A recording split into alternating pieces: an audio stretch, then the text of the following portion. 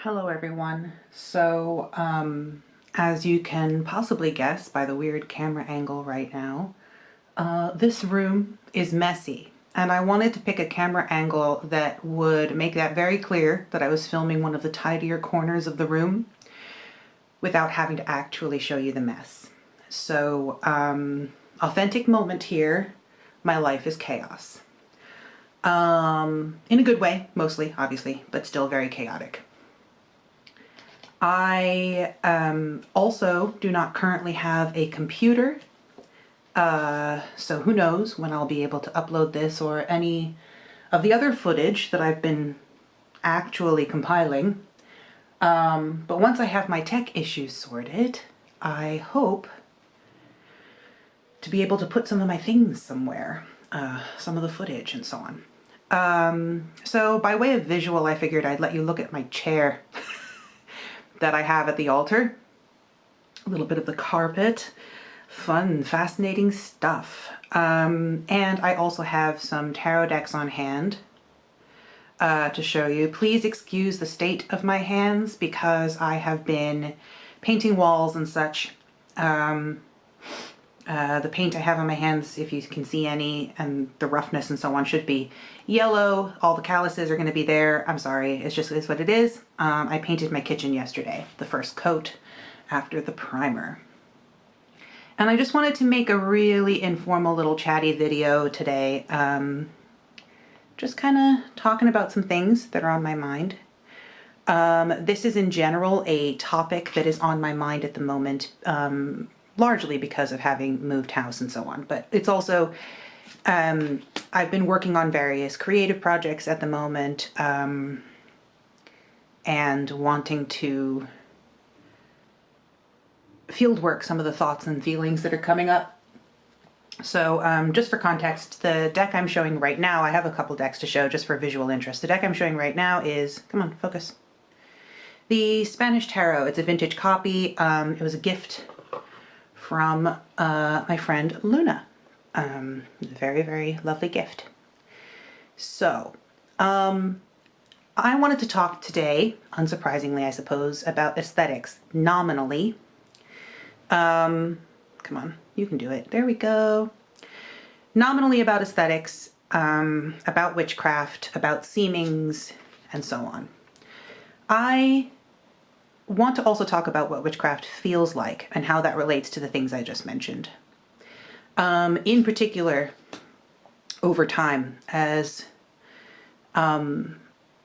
familiarity, paradigm, and skill all kind of advance, the more time you sort of spend and marinate in witchcraft, the ways in which it changes for you over time, what that looks like, what that feels like.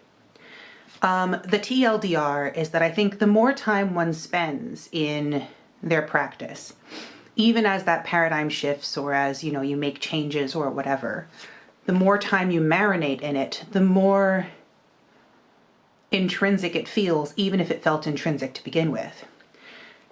And I'm not necessarily talking specifically about the difference between quote unquote baby witch and then whatever advanced or whatever all that stuff means.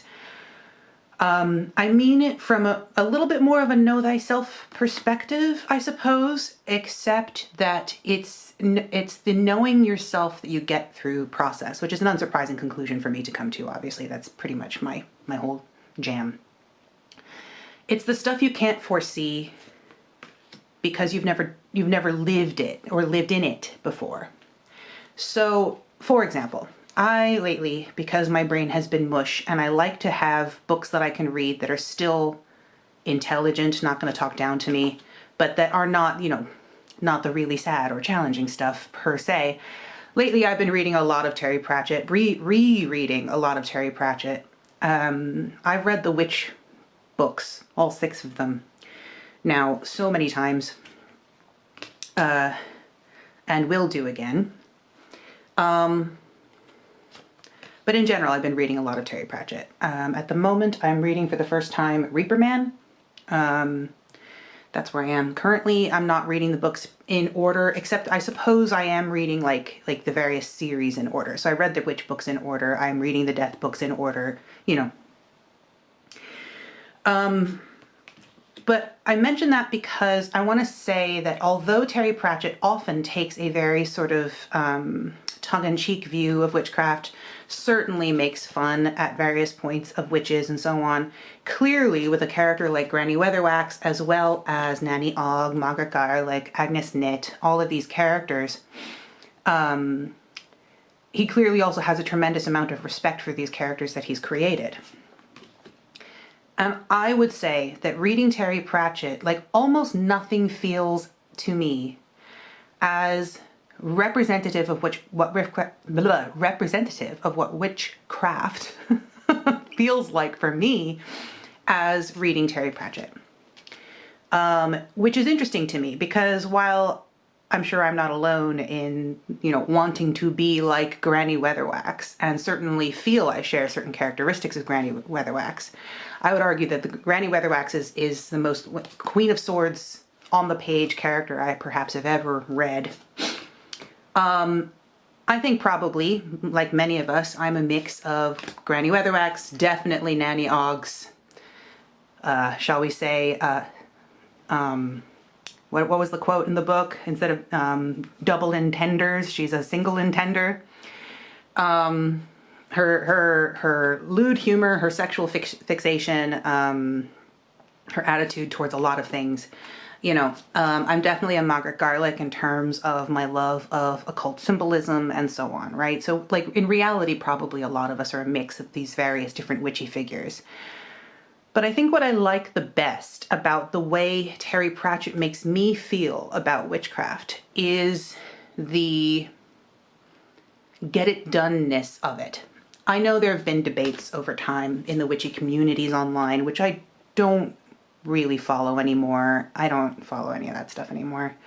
But in the past, I've seen, years ago, I've seen debates about this sort of thing where it's like quick and dirty witchcraft or really, really thought through ceremonial stuff, adjustable correspondences or impromptu replacements for, correspondences, and so on and so forth, right? A lot of that is going to depend on your cultural background. A lot of that's going to depend on your ongoing cultural exposure. It's going to depend on the amount of time you have, your family situation, all those sorts of things. And what I like very much about the way Terry Pratchett narrates things is that there are moments where he has characters take on board a very formal attitude.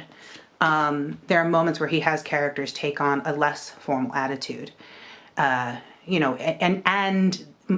critically, this can be embodied in the same personage in the book. And when there's differences of opinion, especially in the context of witchcraft rather than any of the other sorts of class of character in the Terry Pratchett books, it is set against the backdrop of the non-hierarchical approach and relationships between witches. It, becomes essentially, for lack of a better term, stylistic difference.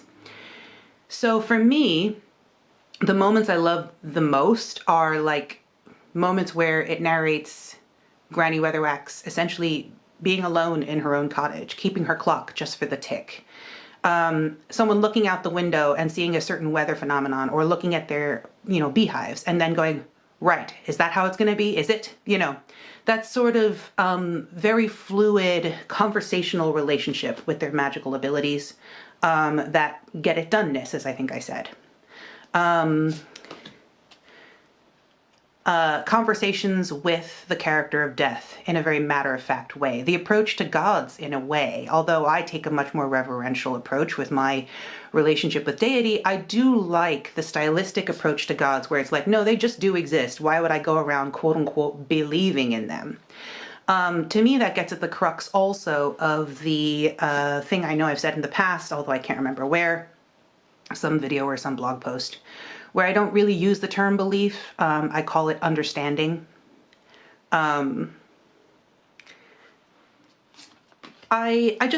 like all of that scintillating variety of personality, of character, of daily rhythms.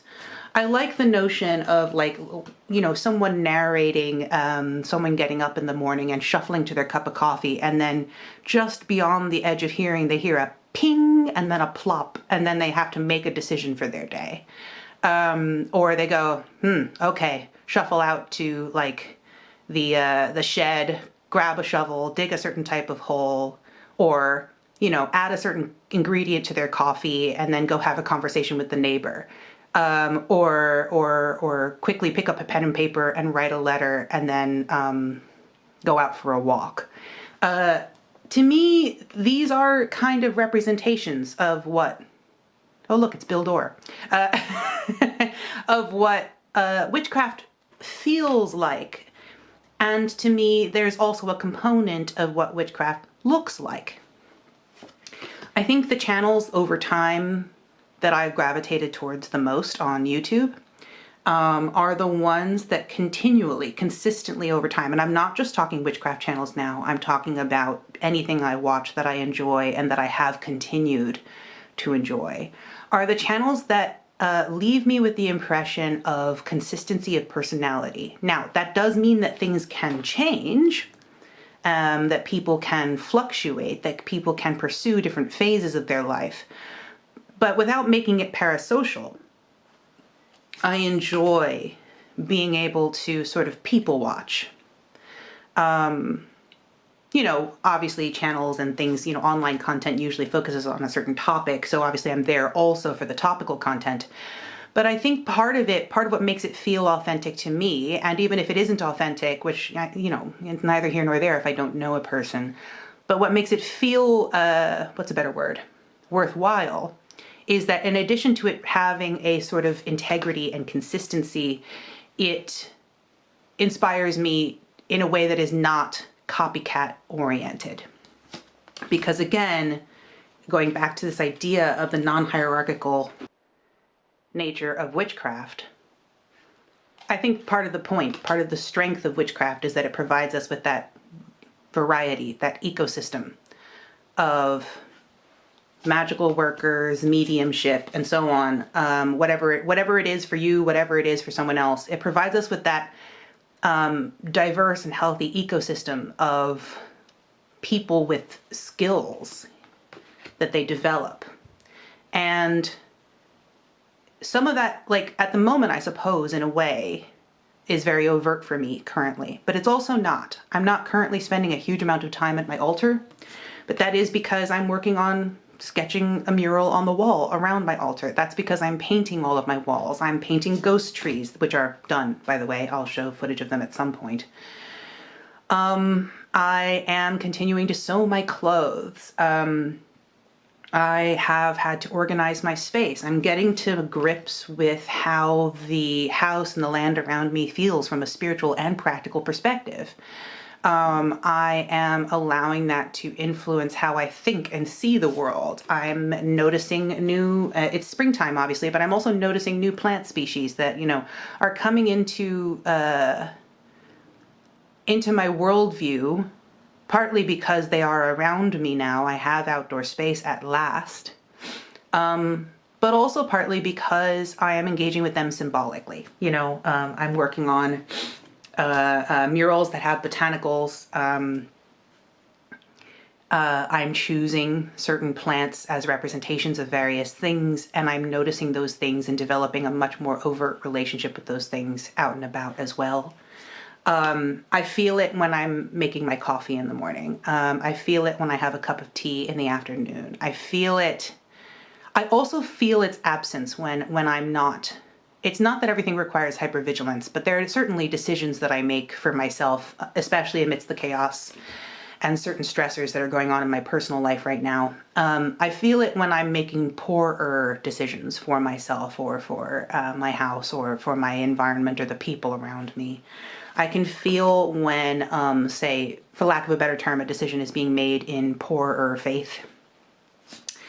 And to me, that's less about religious belief, although it can be from a deity perspective. It's more about feeling into it. You know, that sense of using the clairs, for lack of a better way to phrase that.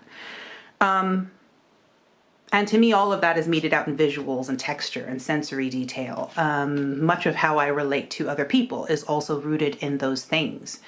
It helps me navigate social environments as an autistic person. And so reading Terry Pratchett and being surrounded by magical visuals and thinking about the Queen of Swordsness among other characteristics of Granny Weatherwax. Thinking about those quiet moments that nobody can see, keeping the clock just for the tick. Feels important to me. It feels very, very important. And yeah, I don't know if this video makes any sense really, except that I wanted to try to articulate these in-betweeny moments, you know? The stuff that I guess is harder to post online is the place where we dwell. It's the space between finished product. Between worlds, in a way, it's a liminal space. But it's a very visually stimulating place to be. It's a sensory stimulating place to be. It's just interesting. It's process. It's magic. It's thaumaturgical workings. It's alchemical. It is joy, and it is dark, and yeah. It has an ice blue diamond stare and a very tall black pointy hat. But it also just looks like a pair of dungarees and some muddy boots. Or it looks like, I don't know, like a friend of mine, a boy cut and a lightning bolt earring. It looks like goth makeup. It looks like listening to music. It looks like, I don't know, recently I made medieval lamb stew, a hangover cure from medieval Baghdad. You know, it looks like your interests and your passions, and it just looks like everything. So